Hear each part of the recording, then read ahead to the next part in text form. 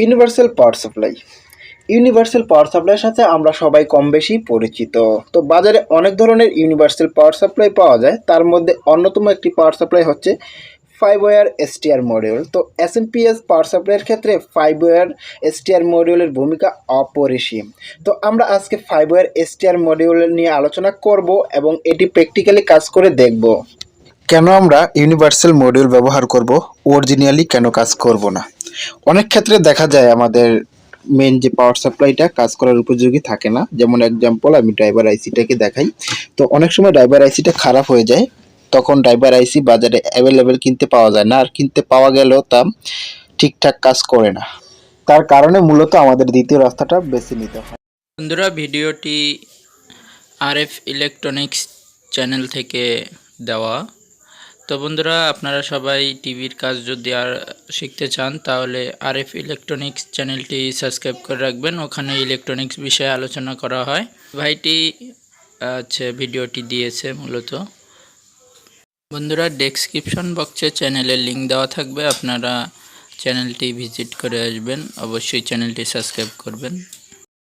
Universal power supply সেটিংসের পূর্বে এর মধ্যে যে এসটিআরটি দেওয়া হয়েছে এর ব্যাকগ্রাউন্ড ডাটাটা আমরা একটু দেখে নেই। ওকে ভিউয়ার্স, স্ক্রিনে আপনারা অলরেডি এসটিআর দেখতে পাচ্ছেন। So pin number 1, drain. Drain কি? ড্রেন হলো 300 ভোল্ট প্লাস সাপ্লাইটা চপার ঘুরে যে পিন থেকে আউট হয়, সে আউট পিনটের কানেকশনটা মূলত আমাদের ড্রেন পিনটেই দেওয়া হয় গ্রাউন্ডের সাথে সুইচিং করার জন্য।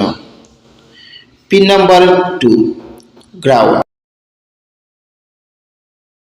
আমরা অনেকেই গ্রাউন্ড সম্পর্কে জানি, আমাদের সবারই কম বেশি গ্রাউন্ড সম্পর্কে সম্পূর্ণ পূর্ণাঙ্গ নলেজ আছে। So pin number 3, BCC. BCC কি? চপার থেকে একটা ভোল্টেজ আউট হয়, সেই ভোল্টেজটা একটা ডায়োড হয়ে ফিল্টারিং ক্যাপাসিটর দেওয়া হয় 2.4 বা 4.7। তো ওই ভোল্টেজটা সাধারণত 10 থেকে 18 ভোল্টের মধ্যে হয়ে থাকে। সেই ভোল্টেজটা আমাদের এসটিআরের বিসিসি পিনটে দেওয়া হয়। সেই ভোল্টেজটা মূলত এসটিআরটাকে রানিং করার জন্য দেওয়া হয়। Pin number 4, voltage feedback. তো আমাদের আউটপুটে কি পরিমাণ ভোল্টেজ থাকবে তা নির্ণয় করে ফিডব্যাক ভোল্টেজের উপর নির্ণয় করে। তো আমাদের আউটপুটে যে পরিমাণ ভোল্টেজ থাকে তার রেগুলেশনের মাধ্যমে আমাদের পিসির মাধ্যমে একটা সিগন্যাল আসে। তো এই সিগন্যালের পিসির 4 নাম্বার পিন থেকে এই সিগন্যালটি আউট হয়ে আমাদের এইচটিআর এর ফিডব্যাক পিনতে কানেক্ট হয়। পিন নাম্বার 5, এনসি, অর্থাৎ নো কানেকশন, কোনো প্রকার কানেকশন নাই। পিন নাম্বার 6, বি স্টার, অর্থাৎ এই ভোল্টেজটাও স্টারটাকে রান করার জন্য দেওয়া হয়। এই ভোল্টেজটা সাধারণত 300 ভোল্ট প্লাসই থাকে, যে 300 ভোল্ট প্লাস ক্যাপাসিটরের মধ্যে থাকে, সেই ভোল্টেজটা সাধারণত এই জায়গায় আসে। তো এখন আমি আবার পিন নাম্বার 3 চলে যাব। তার কারণ হলো আপনাদের এখানে প্রশ্ন থাকতে পারে যে পিন নাম্বার 3 রেফারেন্স বল, পিন নাম্বার 6 রেফারেন্স বল, তার কারণটা কি। তো এখন আমি আপনাদের বলি, তো স্টারটা আমরা এখানে সুইচিং এর জন্য দেওয়া হয়েছে, ঠিক আছে। তো সুইচিং এর উপরে নির্ণয় করে চপার কি পরিমাণ ভোল্টেজ আউটপুট করবে, কি পরিমাণ ম্যাগনেটিক ফ্লাক্স উৎপন্ন করবে, তো ম্যাগনেটিক ফ্লাক্সের উপরই ভোল্টেজটা নির্ণয় হয়। এখন প্রশ্ন, সুইচিং কিভাবে করে। ওকে ডান। আমাদের এসটিআর এর 6 নাম্বার পিনটে ভোল্টেজ অলওয়েজ থাকে। তো এখানে আমাদের ড্রেনে তো ভোল্টেজ অবশ্যই থাকে।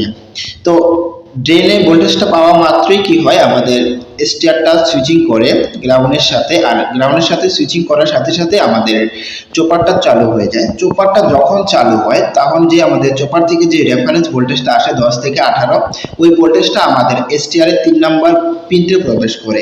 এসটিআর এর 3 নাম্বার পিনটে যখনই প্রবেশ করে তখন আবার এসটিআরটা অফ হয়ে যায়।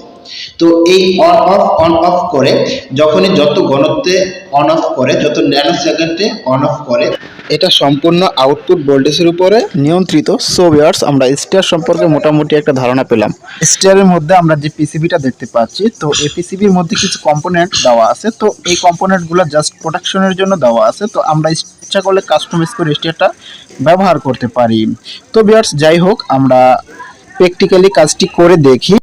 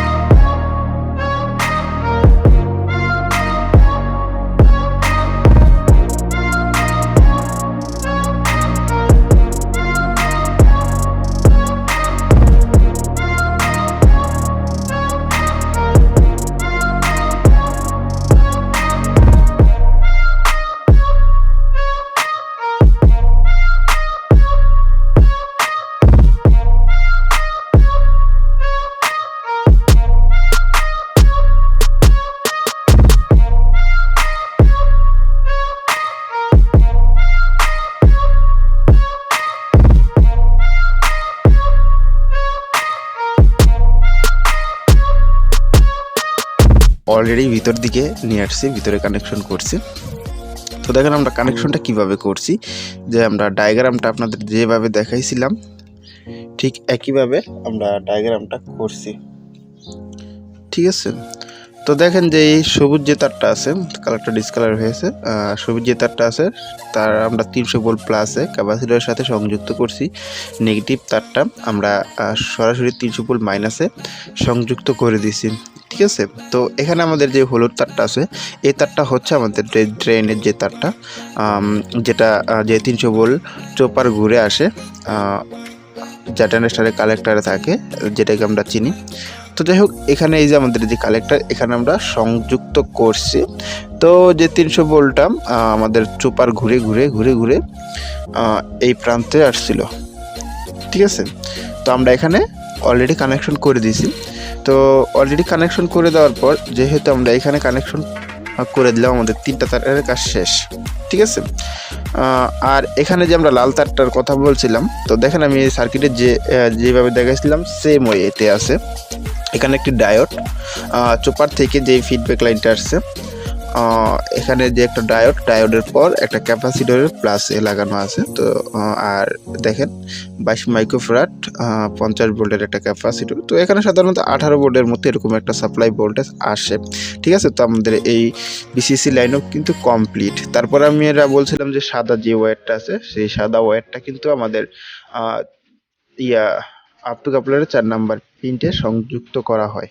ঠিক আছে, তো দেখেন আমরা 4 নাম্বার পিনটা কিন্তু সংযুক্ত করে দিয়েছি। তো এখানে যে আমরা 4 নাম্বার পিনটা সংযুক্ত করে দিয়েছি, 3 নাম্বার পিনটা গ্রাউন্ডের সাথে সংযুক্ত করা থাকে। ঠিক আছে, অনেক সময় দেখা যায় গ্রাউন্ডের সাথে অনেক পার্টস থাকে, তার কারণে আমরা এগুলো কেটে সরাসরি আমরা 3 নাম্বারটা এই হট যে সাইডটা অর্থাৎ যেই এই ক্যাপাসিটরের, ঠিক আছে, মেন যেই 300 ভোল্ট প্লাস বলে থাকি, ওই মেন ক্যাপাসিটরের প্লাসে কিন্তু আমরা এই আর্থিংটা সংযুক্ত করে দেবো। 4 নাম্বার পিনটা সরাসরি আমরা এই সাদা ওয়্যারটা লাগাই দিই। আশা করি আমাদের কানেকশনটা আপনারা বুঝতে পারছেন। তো ভিডিও যাতে লং না হয়ে যায় তার কারণে আমি কানেকশনটা করে আপনাদেরকে সরাসরি শেয়ার করলাম।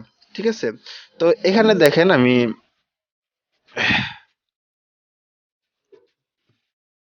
আমি এক পলক আপনাদের লাইনটাকে দিয়ে দেখাচ্ছি যে আদৌ কি এটা কাজ করে কিনা। দেখেন দেখেন এটি অলরেডি কিন্তু বোল্ডে সার্চ আপনারা খেয়াল করবেন।